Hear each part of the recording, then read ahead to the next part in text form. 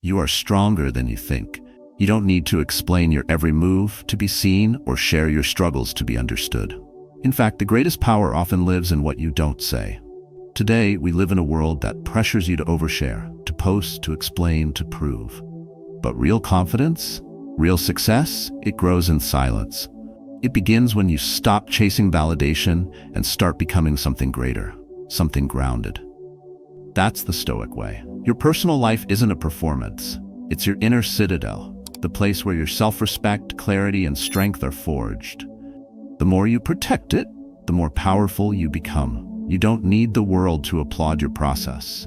You only need to show up, quietly, relentlessly, and with purpose. In this video, we'll explore how the discipline of privacy builds momentum, how strategic stillness rewires your mind for success, and why you attract what you become, not what you broadcast. We'll show you how to stop chasing and start building from within. So if you're ready to reclaim your peace, sharpen your focus, and grow on your own terms, you're in the right place.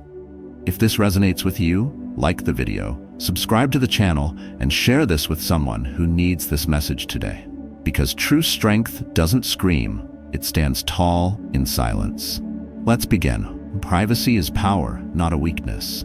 They told you that speaking up was a strength. That vulnerability is bravery. The more you share, the more you heal. But what if they were wrong? What if, instead of making you free, oversharing has slowly been draining your energy, diluting your identity, and handing over your power to people who never earned the right to hold it? In a culture obsessed with exposure, where every detail of your personal life is up for likes, approval, and shallow applause, protecting your privacy becomes a radical act of self-respect. Stoic philosophy has always understood this. Marcus Aurelius didn't need to declare his inner struggles to the empire. He wrote them in private, not to be praised but to be better. Epictetus didn't perform strength. He built it quietly through discipline and detachment.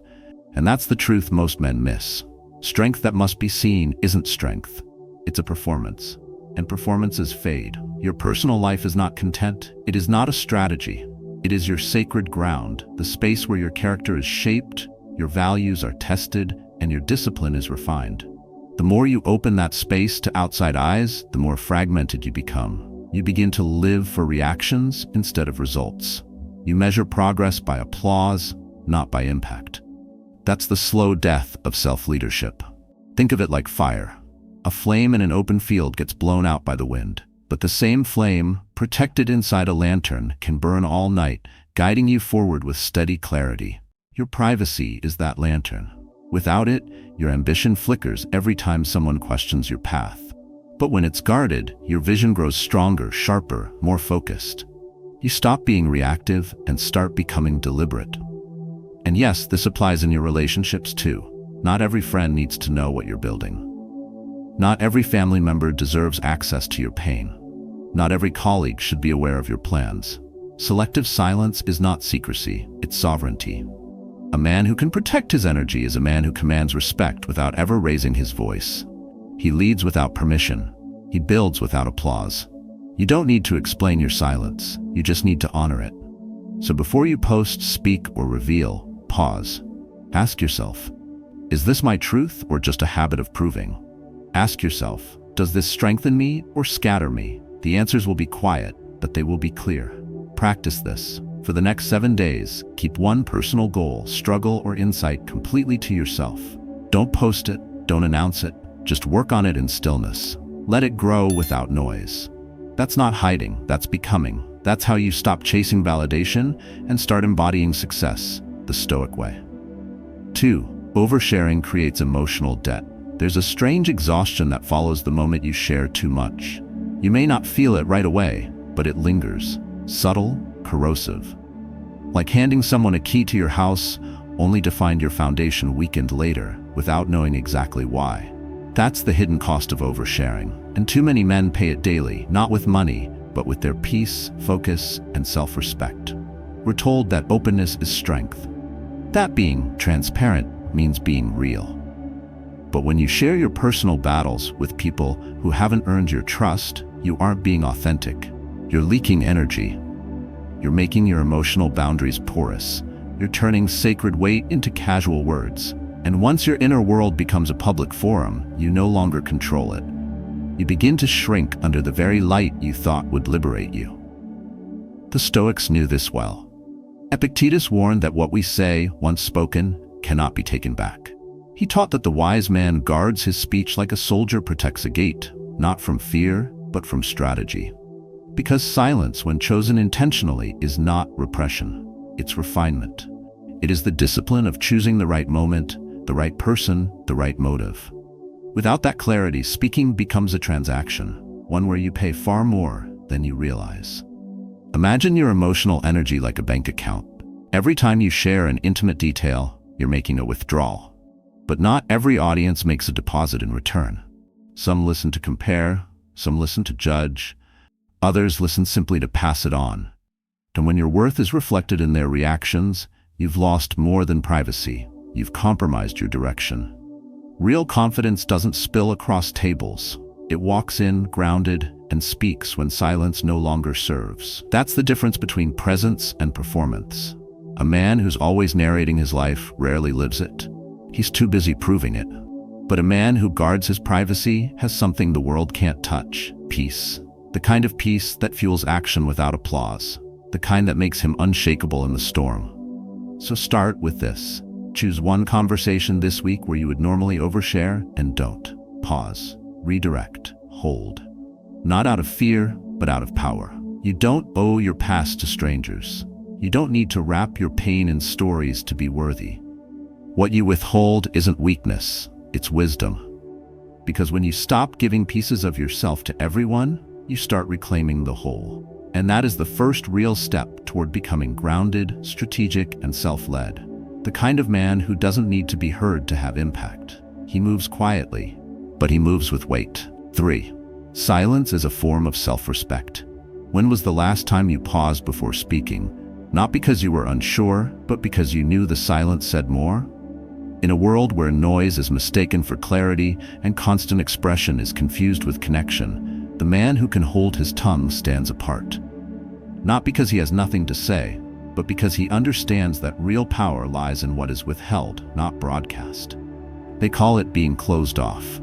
They say you're distant, but they're wrong. Silence, when intentional, is not distance, it's direction. It's knowing that your thoughts, your struggles, your plans aren't public property. They are tools. And like any powerful tool, they require control. To speak everything you think is not a strength. It's emotional impulsivity dressed up as authenticity. Self-respect begins when you stop giving everyone a front row seat to your inner world. The Stoics practiced this not as a trend, but as a principle. Marcus Aurelius journaled in solitude, not for applause, but for alignment. He wrote not to be understood by others, but to understand himself. He understood that the moment your thoughts belong to the crowd, they cease to belong to you. And a man who gives away his thoughts too freely will soon forget which ones were truly his. Think of silence like armor. Not the kind that hardens you, but the kind that shields your purpose. Without it, you become reactive, answering every challenge, defending every step, proving every thought. But with it, you move with intention. You stop needing to explain. You stop seeking approval. You start building momentum, protected by your own discipline. You stop chasing attention and start becoming immovable. Imagine a man walking through a storm with no umbrella, yelling over the wind, trying to be heard, exhausted and soaked. Now imagine a man who walks that same path wrapped in silence like a cloak. He doesn't need to shout. He doesn't need to explain. He keeps his direction. He gets to the end dry. That's what silence does. It preserves your energy, your clarity, and your calm. It allows you to make better decisions without the pressure of being watched.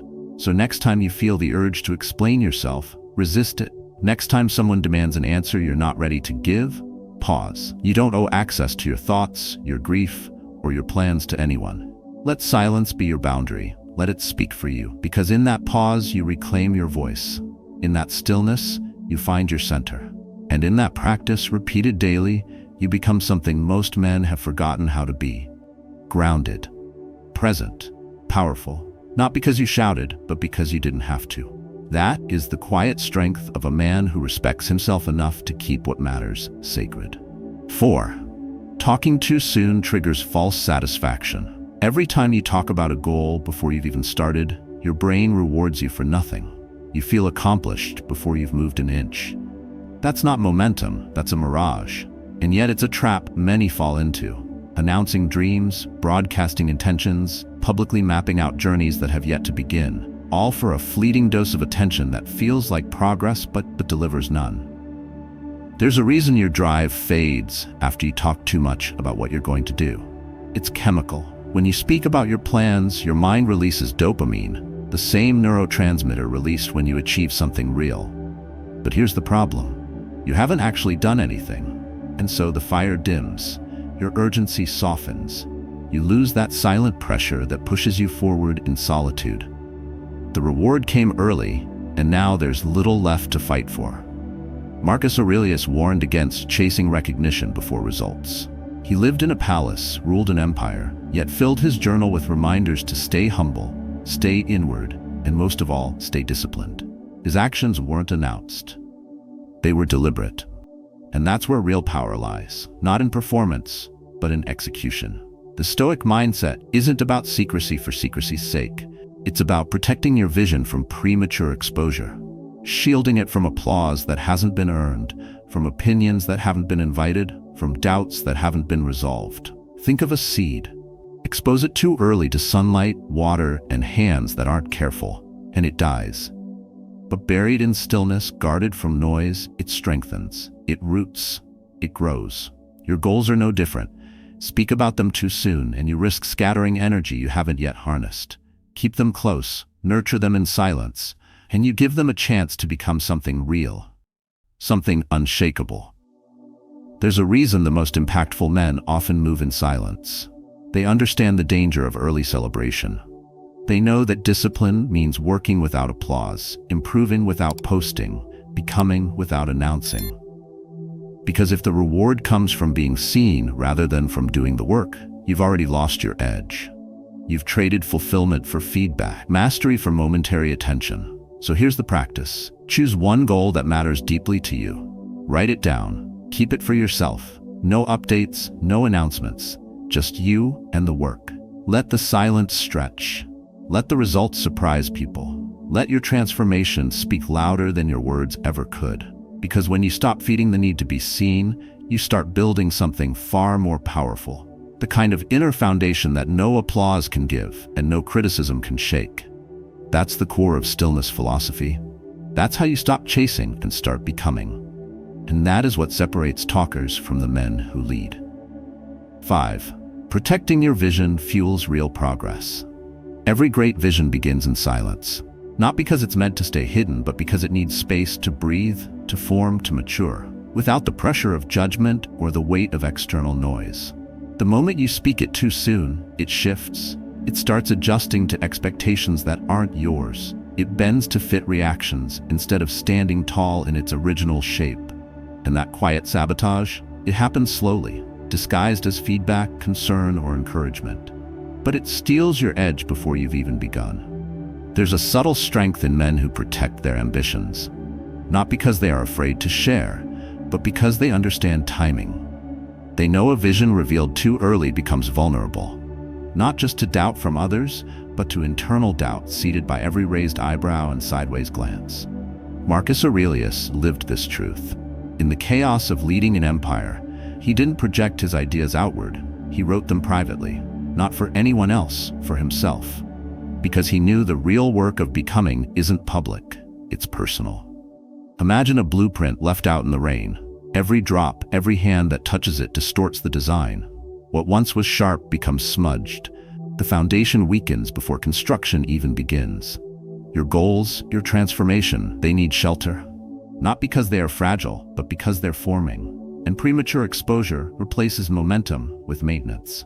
Instead of building, you begin explaining. Instead of acting, you begin defending. That's how progress erodes, through tiny compromises made for approval you never needed.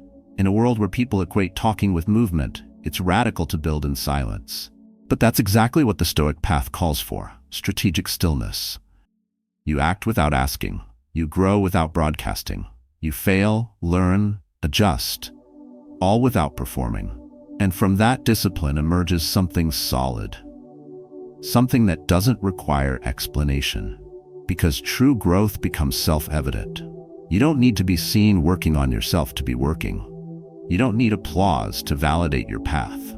Protecting your vision means honoring the process. It means having the courage to grow in solitude, where results aren't filtered through other people's opinions. It means choosing intention over exposure. It's not about hiding, it's about honoring the sacredness of becoming. So start with this. Choose one area of your life where you're evolving, your health, your mindset, your relationships, and keep it just for you. Don't tweet it, don't talk about it, just act. Track your progress in silence. Let each quiet win stack, then watch what happens. The world notices what you become, not what you announce. And when you do speak, let it be from a place of strength, not to impress, but to inspire. That's the difference between someone chasing clarity and someone who's already found it. And that difference starts with protecting what's still in progress. 6. Not everyone deserves access to your inner world. It's tempting to believe that being open is the same as being strong, that telling your story to everyone who listens makes you authentic. But there's a quiet danger in confusing access with connection. Because when your inner world becomes public territory, you're no longer leading your life, you're performing it. Not everyone deserves access to your thoughts, your wounds, your dreams. In fact, most people haven't earned the right to witness your becoming. And giving too much too soon? That's not intimacy, that's exposure. There's a difference between being known and being understood. Many will listen, but few will care deeply. Some will ask just to compare, others to judge, and others still will use what you've shared as quiet ammunition, not because they're cruel, but because they don't carry the weight of what you've given them. They haven't lived your nights, they haven't fought your storms, so why hand them your rawest truth? The Stoics lived with this kind of boundary baked into their thinking.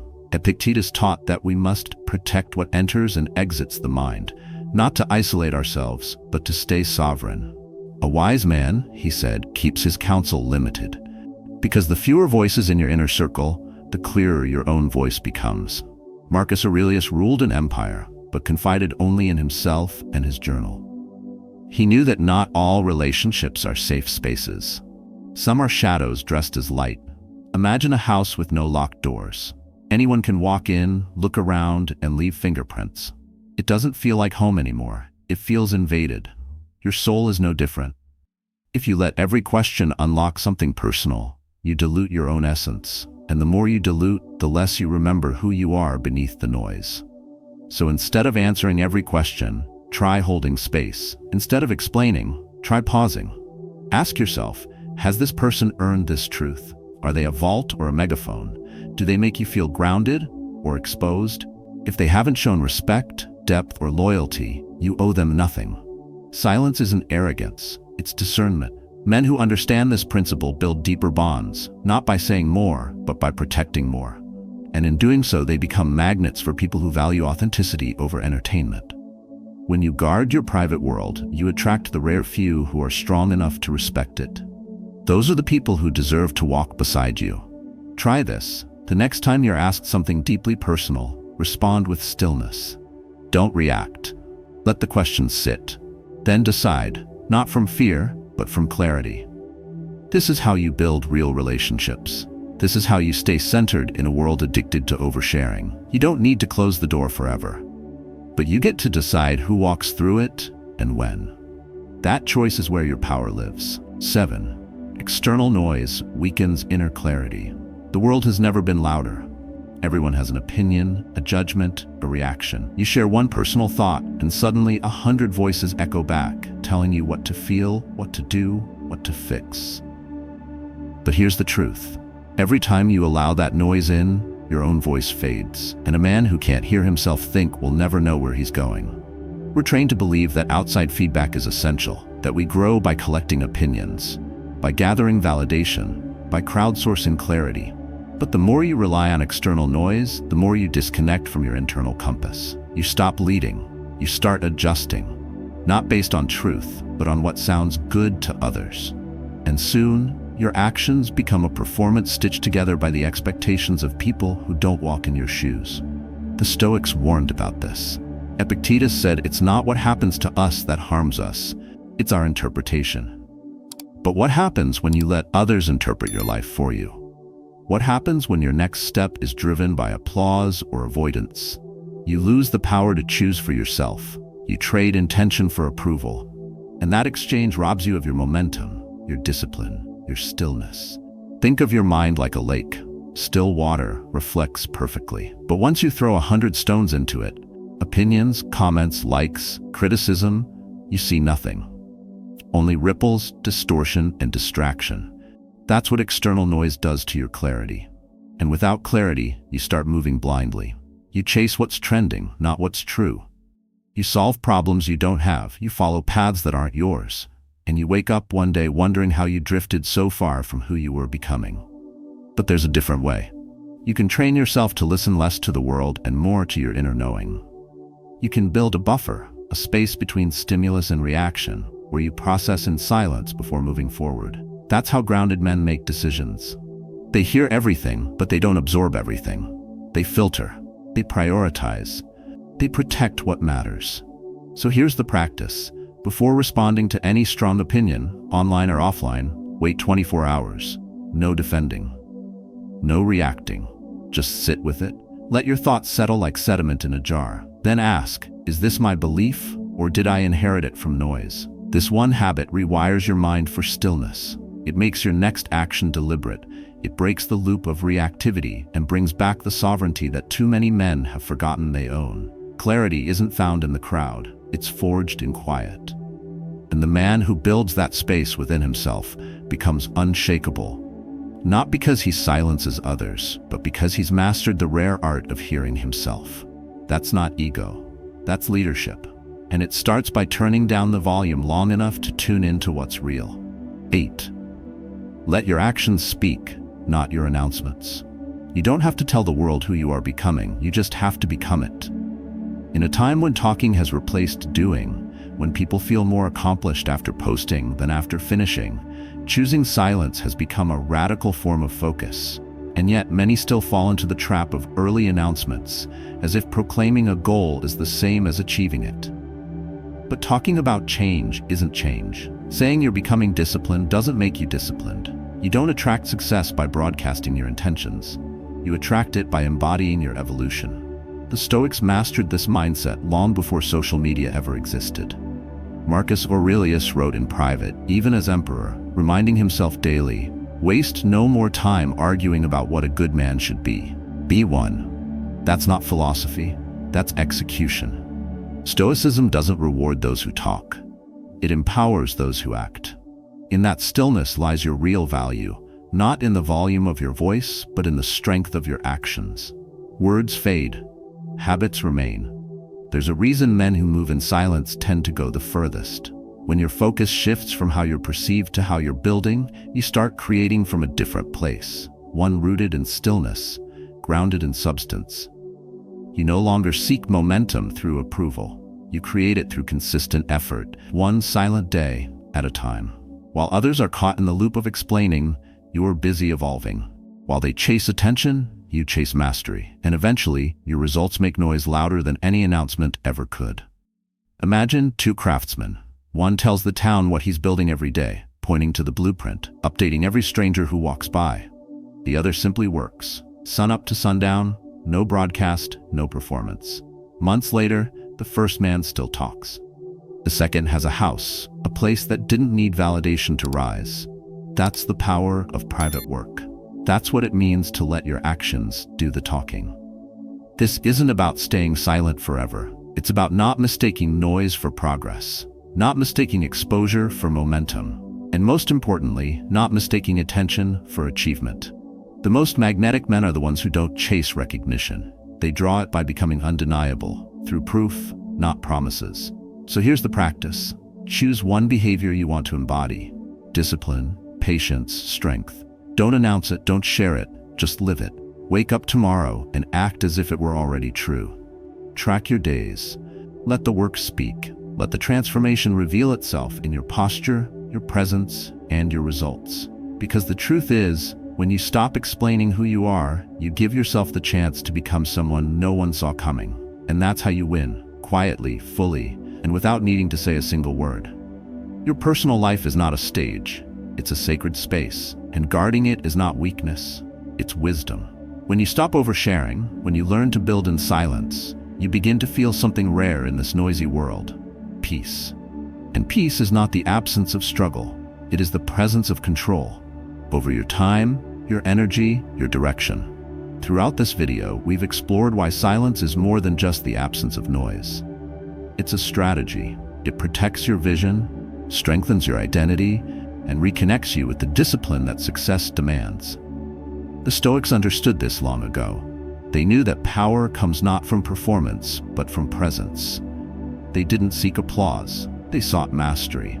And that's the path we must choose, to live as though our actions are the only proof we ever need. You don't need to announce your progress, you need to embody it. You don't need to share your every step, you need to walk with quiet certainty. Stillness isn't passive, it's powerful. And when you train yourself to value internal validation over external noise, you start to attract the life you've been chasing. You stop needing permission to evolve, you just evolve. So I challenge you, begin today. Choose stillness, protect your process, practice strategic silence.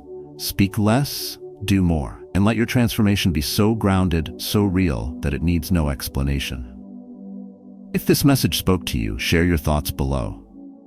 How have you reclaimed your privacy? What changes have you noticed when you stopped oversharing?